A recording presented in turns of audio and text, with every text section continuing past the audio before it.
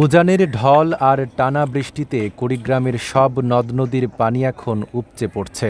সেই সঙ্গে ভারত থেকে আসা দুধকুমার ও ব্রহ্মপুত্র নদে ভেসে আসছে হাজার হাজার গাছের গুঁড়ি। রোববার রাত থেকে সোমবার ভোর পর্যন্ত ভেসে আসা এসব গাছ এখন স্থানীয়দের কৌতূহলের বিষয়। কেউ বলছেন বনাঞ্চল থেকে উপড়ে এসেছে, কেউ বলছেন কেটে রাখা গাছও ভেসে আসছে।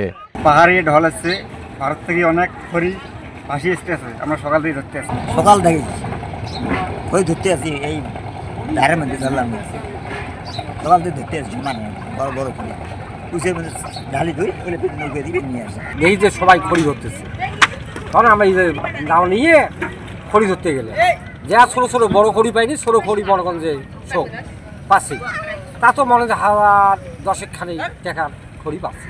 কুড়িগ্রামের ভুঙ্গামারী উপজেলার শিলখুড়ি ইউনিয়নের ধলডাঙ্গা আর চিলমারী উপজেলার নদীপাড়ে এখন যেন কাঠের সাগর। নদীর বুকে গাছের সারি একটি অদ্ভুত দৃশ্যের জন্ম দিয়েছে। স্থানীয়দের ধারণা, ভুটানের জয়গা হয়ে ভারতের হাসিমারা বনাঞ্চল থেকে অতিবৃষ্টির ফলে উপড়ে যাওয়া গাছগুলো তীব্র স্রোতে নদীপথে ভেসে এসেছে।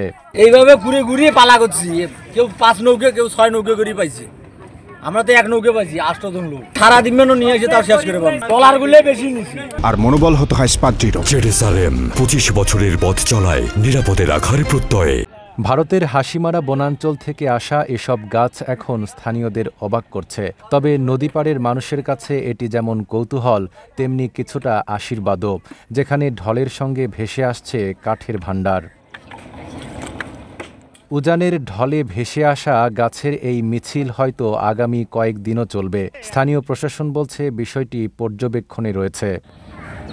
Desk report, Dhaka post.